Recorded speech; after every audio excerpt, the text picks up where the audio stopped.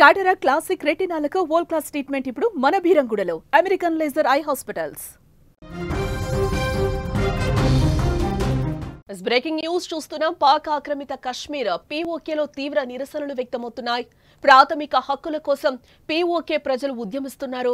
పాక్ ఆర్మీకి వ్యతిరేకంగా ప్రజలు పోరాటం కొనసాగిస్తున్నారు. అక్కడ సైనిక సామగ్రిని రోడ్డుపై పెట్టి 10 రూపాయలకే అమ్మేస్తున్నారు.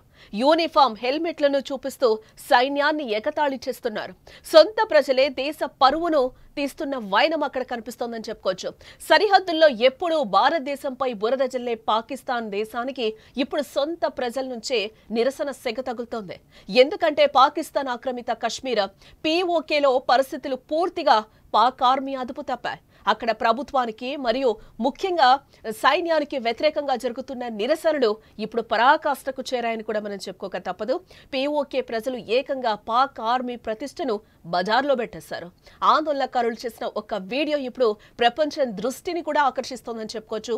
నిరసనకారులు పాకిస్తాన్ సైన్యానికి చెందిన యూనిఫామ్లు, హెల్మెట్లు, షీల్డ్లను రోడ్డు పక్కన పెట్టారు. ఆ విజువల్ స్క్రీన్ మీద చూడొచ్చు. వాళ్ళు ఏ విధంగా ఆ హెల్మెట్లను, పాక్ ఆర్మీ డ్రెస్సులను కూడా ఏ విధంగా రోడ్డుపై పెడుతున్నారో కూడా, అక్కడ ఏ విధంగా నిరసన జ్వాలలు పీఓకేలో వ్యక్తమవుతున్నాయో కూడా మనకి కనిపిస్తూ ఉంది. అక్కడ ఉన్న ప్రజలందరూ కూడా ఒక్కసారి ఉద్యమిస్తున్న పరిస్థితులు అక్కడ తీవ్రంగా ఉన్నాయని కూడా మనం ఇక్కడ చెప్పుకోక తప్పదు. వాటికి ధర పెట్టడం కూడా జరిగింది. చాలా దారుణమైన ధరలు వాటికి ట్యాక్స్ పెట్టడం జరిగింది. కేవలం 10 రూపాయలు. అవును, మీరు వింటుంది నిజమే. ఒక దేశ సైన్యం గౌరవాన్ని, బలాన్ని సూచించే ఆ సామగ్రిని 10 రూపాయల వస్తువుగా మార్చేశారు అక్కడి ప్రజలు. ఒకప్పుడు పాక్ ఆర్మీకి కొంచెం గౌరవం ఇచ్చిన చోటే ఇప్పుడు అదే ఆర్మీని ప్రజలు ఎగతాళి చేస్తున్నారు. దీని అర్థం స్పష్టం. పాకిస్తాన్ సైన్యం పట్ల పీఓకే ప్రజల్లో ఎంతటి చులకన భావం, ఎంతటి కోపం ఉందో ఇక్కడ మనకు అర్థమవుతోంది. ఒకవైపు తమ ప్రాథమిక హక్కులను అణచివేస్తున్నారంటూ పాక్ సైన్యం కాల్పులపై ఆరోపణలు వస్తుంటే, ఇటు మరోవైపు మనం చూస్తే ప్రజలు యూనిఫామ్లను అవమానిస్తూ కూడా కనిపిస్తున్నారు. గత కొన్ని రోజులుగా పీఓకే ప్రజలు తమ ప్రాథమిక హక్కులతో పాటు ఇతర ముఖ్యమైన అంశాలపై మొత్తం 38 డిమాండ్లతో భారీ ఎత్తున ఆందోళన చేస్తున్నారు.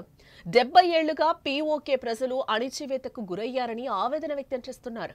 తమ డిమాండ్లు నెరవేర్చకపోతే ప్రభుత్వ వైఫల్యాల వల్ల పెరిగిన ప్రజాగ్రహాన్ని ఎదుర్కోక తప్పదని కూడా ప్రభుత్వాన్ని హెచ్చరిస్తున్నారు. వారు పాకిస్తాన్ సైన్యం కాల్పులకు పాల్పడుతున్నా కూడా ప్రజలు మాత్రం బెదరడం లేదు, అదరడం లేదు.